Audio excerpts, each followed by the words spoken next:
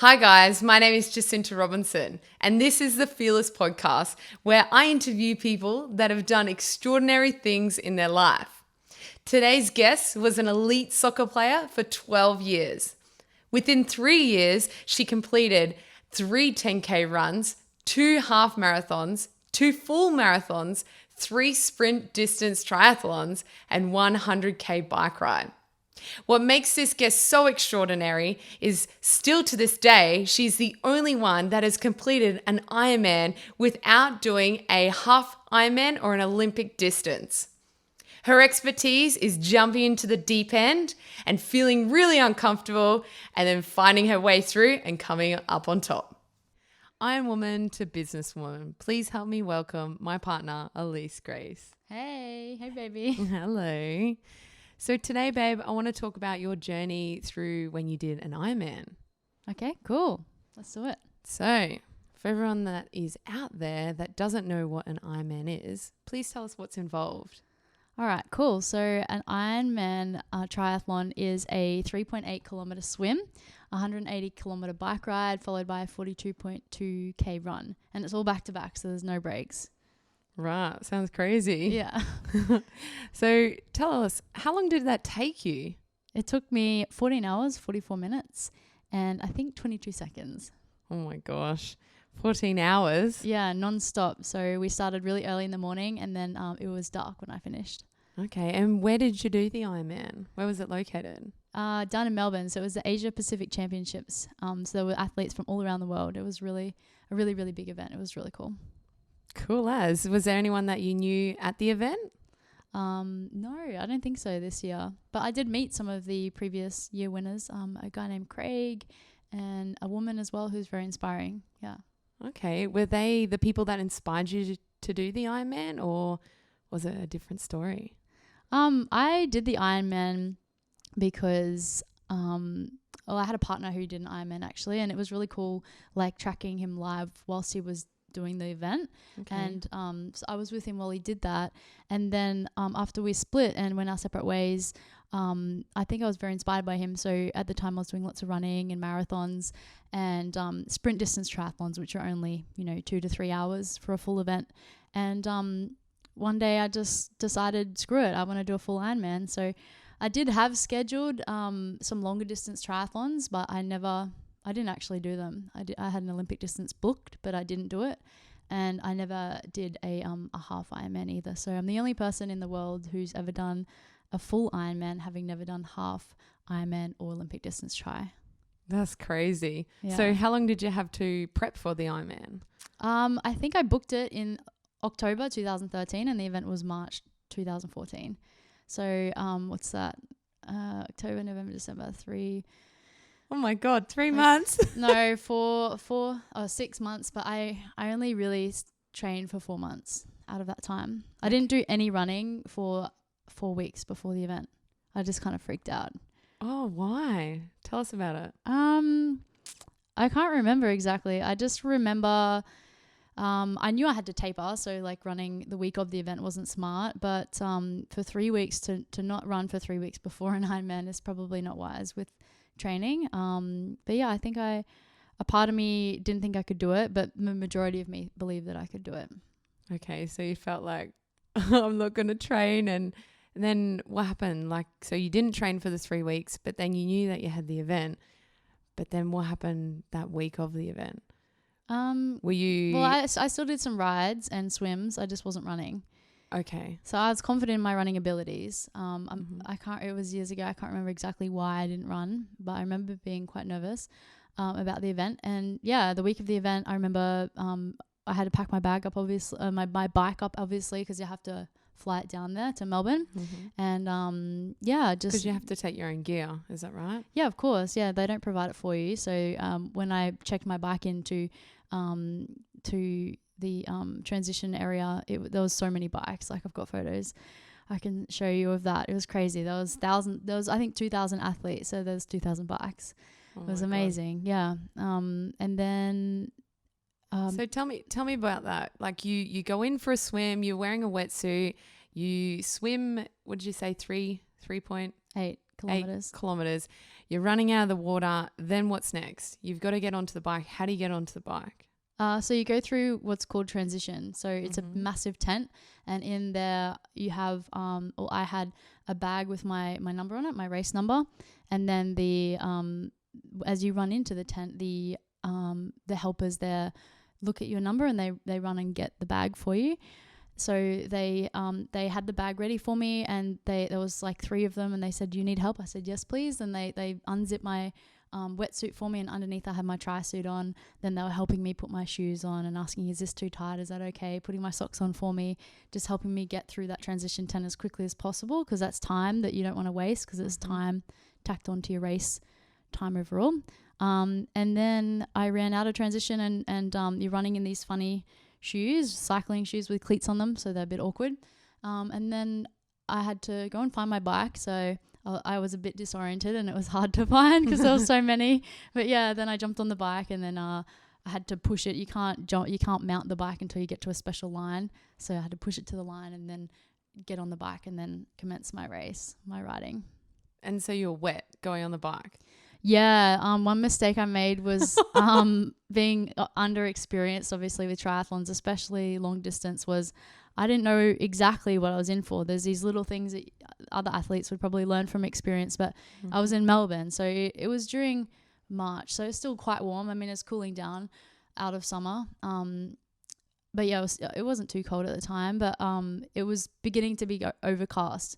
And I had this tri-suit on with this singlet tri-suit, and didn't have long sleeves or a jumper or anything in the transition tent for me to wear. So, because everything has to be improved that goes into the transition tents.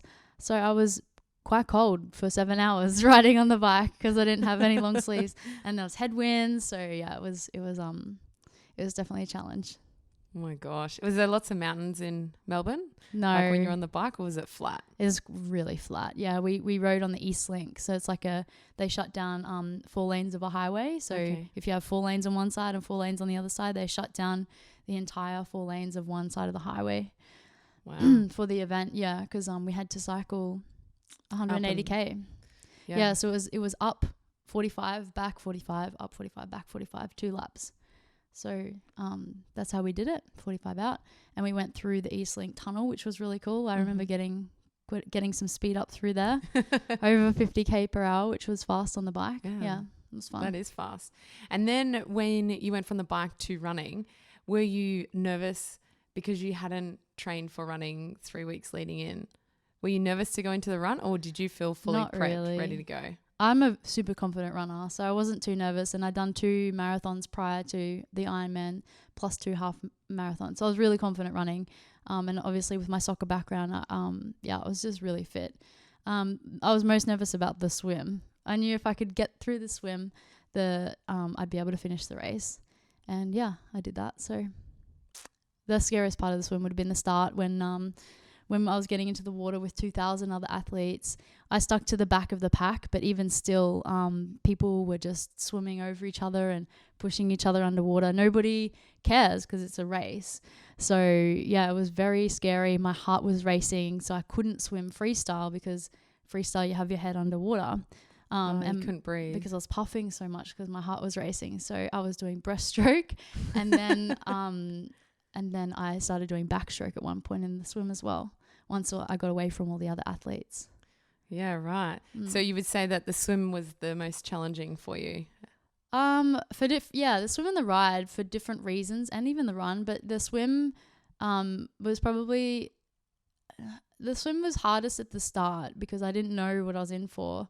And and I'm definitely not a strong swimmer. I was one of the last people. Like, I was one of the swimmers with other swimmers who were joking around in the race. That's how far back I was.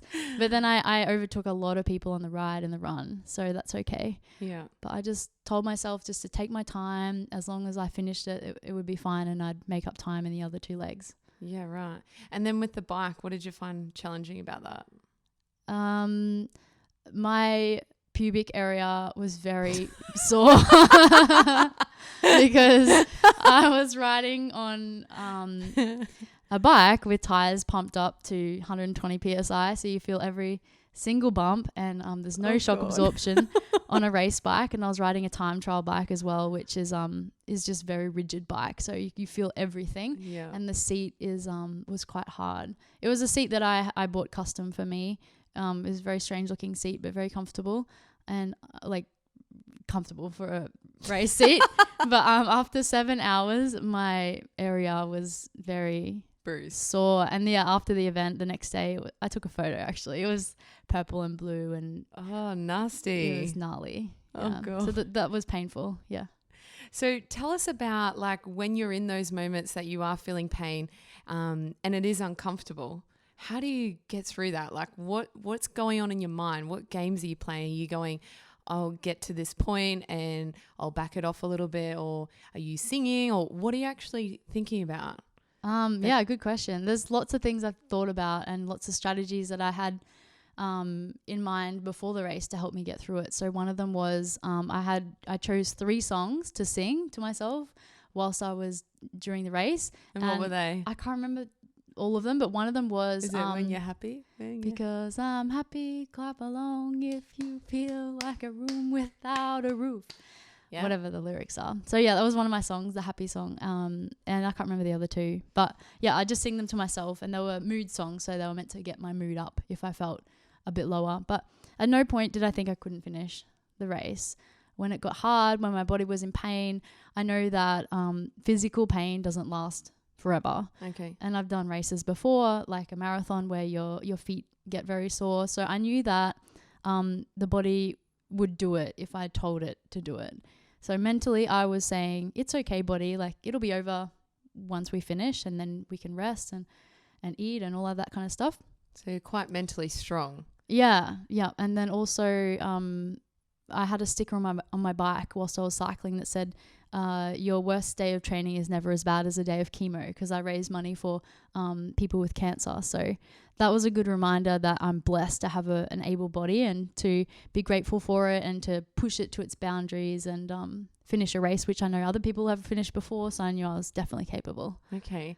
And that sticker that you had on the bike, you said, yeah? Yeah. Yeah. Was that for someone in particular that you could feel some emotion towards when you looked at it and you knew, I'm doing this for somebody?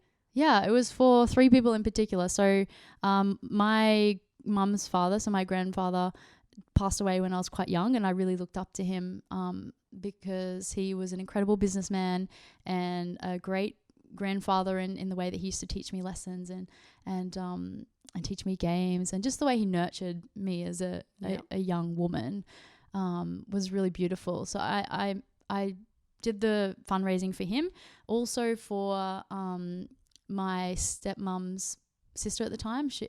My stepmom's sister and brother-in-law, they were going through cancer together. So I was thinking of them. And then another lady, a woman named Sonia, who I played soccer with in Bundaberg when I was quite young. She really inspired me, and she was a striker. Yeah. And she could just shoot goals from anywhere. She was incredible. And she was very sick when I ran my race with, I can't remember, I think what kind of cancer. So yeah, she was definitely in my mind at the time, and I told her that I was doing the race and how much she inspired me when I was young. Yeah. And she loved following the journey. And if you look on my Facebook page, you can see her comments from back then. But then only a couple of weeks after the race, she passed away, sadly. But yeah, it was beautiful to have them in mind whilst I was racing. Yeah, that's lovely. And that will help you keep pushing through and sort of thinking about that rather than what you're actually doing as well during the time. So tell us about when you're in the race. What do you eat? Like, so it's about, you said you did 14 hours and something, so let's say 15 hours. What are you actually snacking on? How do you keep your energy levels high? And then where the hell do you go to do the number 2s and 1s? Yeah, sure. Were you doing that in the ocean or? No. Maybe number 1s, but not 2s in the ocean, not in a wetsuit. So whilst racing, prior to the race, obviously I'd done some training, so I knew that I'd need energy for the race. So I had things called gels, which are basically caffeine and sugar hits. Yeah. And they deliver energy to the body, which is great. A lot of racers use them. And I also had a banana strapped to my bike. So once I got on, I could eat that after the swim because I was in the water for 3 hours, close to 3 hours. And then because when you're in the water, you don't really have access to food. So like I said, I ate straight after the swim, and you also have snacks in transition. So whilst you're running through, you can quickly eat things whilst you're getting dressed. Is this stuff that you have prepped, or is this what they have? Prepped. Yeah, okay. Prepped. And then during the race, like the cycle, the ride leg, there were people who would stand out holding things like this, and then as you ride past, you grab them out of their hands. So I didn't have to stop to get snacks. There were things like lots of Gatorade, water, Hydrolyte, and they would scream out what they're holding, so you knew what you were grabbing. It was really cool. That's and awesome. Then they also had degas Coke. A lot of people don't know this, but for endurance, Coca-Cola degas is really good. It's got caffeine to keep you alert and also sugar. Like instant sugar, it'll go straight in and be that energy straight up. Yeah, it's really important to have access to easy carbs when you're doing endurance events, because the body you don't want to waste your body's energy on digestion, and also your body doesn't want to digest things. If you eat food, you'd probably feel sick because your body's trying to pump all the blood to your arms and legs to fuel your muscles, so the body doesn't really want to be digesting. So by giving my body easy access to carbohydrates and caffeine, it's quick energy, kept it running. It's not the best nutritionally, but it's ideal for a race situation. So they had that on the bike leg, and also the run leg. You could run along and grab lollies or Vegemite and stuff like that.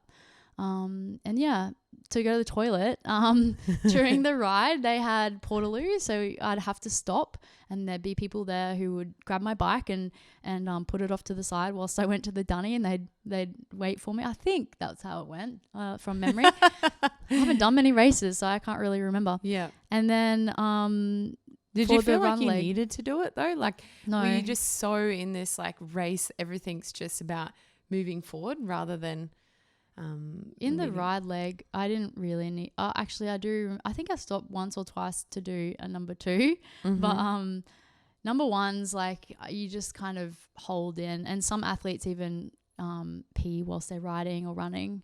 I've seen that before in some running events. Yeah, they'll even do the number 2s in their race suits if they're serious athletes. Yeah, that's crazy. To save time. I saw it during my race. I saw athletes cycling past me who'd done that. Oh my gosh.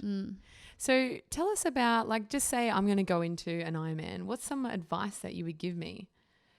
For you personally? Yeah, if I was to do it, or if anybody else. Well, if you want to do an Ironman, having never done one before, and you haven't got any experience with triathlon, you definitely need some experience with triathlon. And to do an Ironman, to qualify for full Ironman, you need to have done a half usually, but I had a sneaky little route that I did to get into mine. So yeah, definitely do triathlons and practice your transitions. I reckon transition is one of the most important things, and having everything prepped. So it's more about pre-race than the actual day. Yeah. And that would make it so much easier for the day. If you had everything ready to roll, then on the day you don't really have to think about it. You just go with it. Yeah, that's right. Because your preparation kind of guides how your race will go. So definitely experience in that regard. And then if you have done Ironman events or triathlons before, then I highly recommend training for a time that you want. And so if you want a time of 12 hours, for example, under 12 hours, train as if you're going for 10 hours. Or if you want a 10-hour time, train as if you're going for 8. Because then if you fall short, you'll still hit your goal. Okay. So the mistake I made was training for 12 hours, which was where I wanted to be, and then finishing in 14. Yeah. Because you can never be too prepared. So there was things that happened during the race that I wasn't prepared for. Like being cold on the bike, I think affected my performance a bit. So if I was better prepared, perhaps my performance would have been better, and therefore my time. Yeah, okay. That makes sense. So cool. Tell me about, well, now that you've done the Ironman and you've experienced all of this, what is your next goal now? Has it led you to anything to do more events since you've done Ironman, or have you got some fire for something else? Well, after Ironman, it was interesting. A couple of athletes I spoke of post Ironman depression, and I was like, really? I don't think so. I'm quite a motivated person, but I wouldn't say I was like depressed after Ironman, but because it's like going to war or going to outer space, and Ironman is such a an incredible feat to achieve that what compares to that. So I couldn't think of anything more challenging than that at the time, and nothing really else interested me in terms of physical ability. So I directed my energies towards business and further developing my mindset. I love learning about mindset and furthering myself as a human being. But yeah, in terms of business, I did start a business and shelved that and then moved overseas. I've come back in all of this time. And now my focus is, definitely transferring my mental strength and tenacity and physical ability into a business mindset and creating an incredible business. Oh, awesome. Can you let us a little insight on what's happening? Or yeah, for sure. Yeah. So your audience may or may not know, but we have a business together called Fearlss. And I'm helping Jacinta with the back end of stuff. So the marketing strategy and the business strategy and all the stuff I have no idea on. Yeah. And like where we want the business to be in 5-10 years. So I'm helping us with that, and then developing my own brand on the side. Cool. So tell me about your athletic ability. Have you had any failures from soccer or from in school? Have you had any failures, and what did you learn from those failures? Yeah, I think everybody has failures. I think, like I said, I lacked some preparation for Ironman just from lack of experience. And I think that a major failure not a major failure, but something, I quit soccer when I was at my peak, I believe. So I was playing in the Ladies Premier League in Brisbane and really enjoying that and playing very well. And then I started training in a gym, and I fell in love with training in the gym and became part of a community who would run like 10K half, full marathon events. And that really interested me. So I decided that previously in my soccer career, I wanted to play for Australia, and that was still kind of my dream when I quit. But I just looked at the route to get there and what it would take, and then I spoke to some friends who were playing for Australia, and they told me the inside information about what they get paid, which wasn't a lot, and it's quite competitive, which is fine. But I just decided that wasn't going to be for me, and that I would take a different path. So I focused on my athleticism at the gym and building my personal brand and building a business. And when we talk about like, have you felt like there's anything like when you're going a direction and you feel that it wasn't, like some people would call it a failure, like what's your mindset around that? Do you go, oh, I'm really upset with myself because I didn't achieve being in the soccer as high as you could, or do you look at that as a learning curve for yourself? I think it was a smart move by me and a learning curve. I don't ever think failure means that you need to cry in your hands and take a week off to recover. I think that failure is just a feedback mechanism to let you know that what you're initially striving for may not have been that important to you, or if it was important to you, maybe you didn't do enough planning. So it's just a feedback to make you think harder about why you're doing it. So I think that with soccer, I was doing it because a lot of girls in my position wanted that for themselves. But why did I actually want that? And what would that mean to me if I did achieve that? Well, I'd just be playing for Australia. At the time, I just realized it wasn't the path that I wanted to be on. I felt like I had more to give to the world, and that just playing for Australia in soccer would limit my ability to provide what I want to provide to the world. Then, there's been other times when I was training at the gym, I wanted to do a fitness model competition because other people around me were doing it. And I thought, well, that's what I need to do next. A bit of following the crowd, which it wasn't that important to me. And also, with the way that my body was from so much cardio, I wasn't very muscular. So for me to do a fitness model comp and win, which is my mentality, if I'm going to do it, I want to be in it to win it. Then to do it properly, I need to do a lot more training, like years of training. And then I looked at that, I looked at the costs, and it was all money just going to something which was a maybe. And then I thought about, even if I did win, what would that do for me? Is personal training and teaching other people how to do fitness model comps where I want to be? So no is the answer to that. So then I quit that as well. But I don't think that these are failures. I think that these are It's more like realization as Yeah. well on what you really want. Yeah, that's right. It's a great way to look at life, because then that way it can you can apply that to anything. Yeah, definitely. Whether it be in business or fitness. Yeah, absolutely. So wrapping up, babe, have you got anything else that you want the listeners to know about you? Let me think. I don't know. Is there anything you want the listeners to know about me? I'm sure they know what I think about you. Well, I think that when it comes to fitness and achieving your goals, which I'm gauging that this podcast is about, is sharing what's fearless about my mind. And I guess the thing that everybody needs to remember is that the body is able to do incredible things, and a lot more than what you think it's able to do.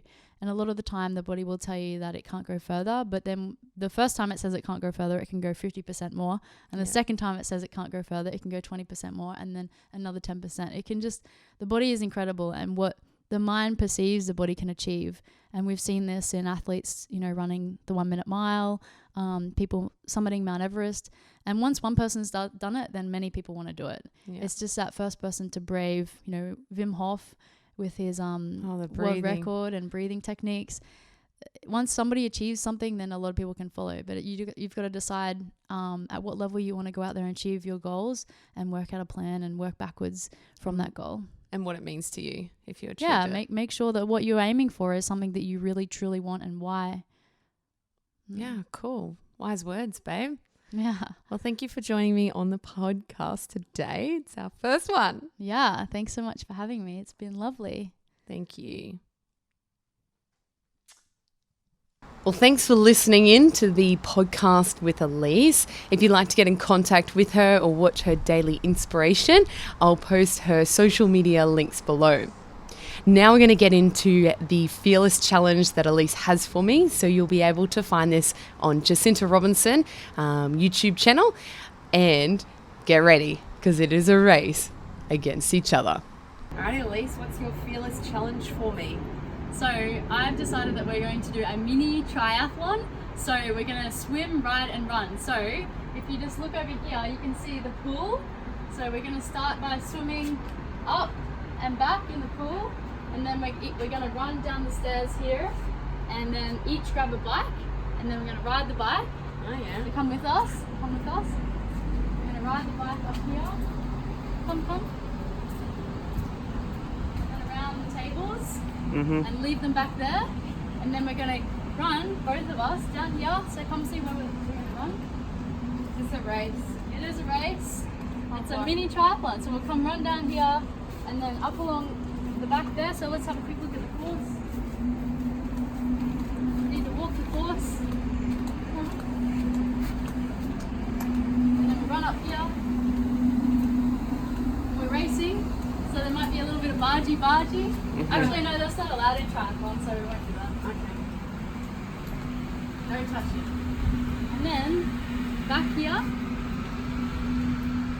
And then the finish. The finish is, you have to touch the Ironman towel.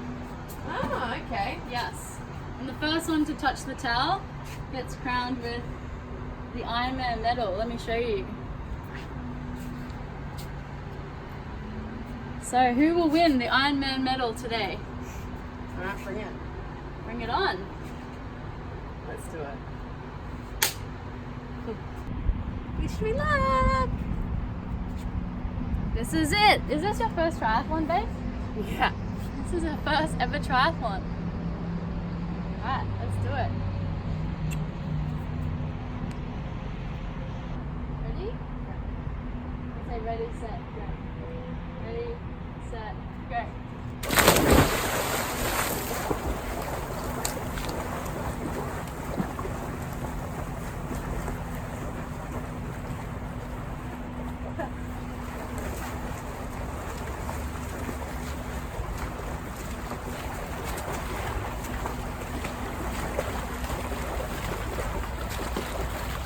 I lost my bottoms!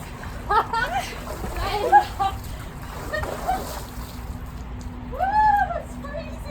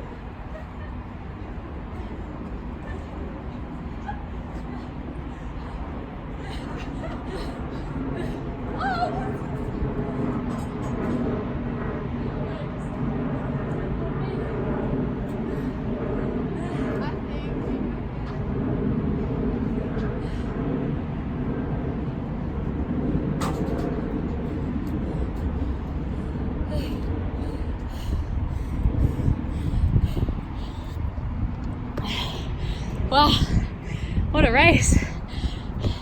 Keep it rolling. Whew. That was fun. How was that? That was fun as. Thanks, babe. Jacinta is the winner. No, She just touched it before me. Well, she would have touched it quicker if the bike wasn't in the road. I think we both win. Can we both touched it. Oh gosh, this thing's broken. I think Let's crown the winner. Congratulations, Jacinta.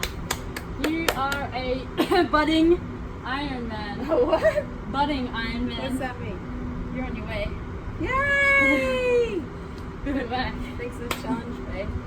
I can't believe that was your first triathlon. Yeah. Jacinta Robinson, 29 years old. You are almost an Ironman.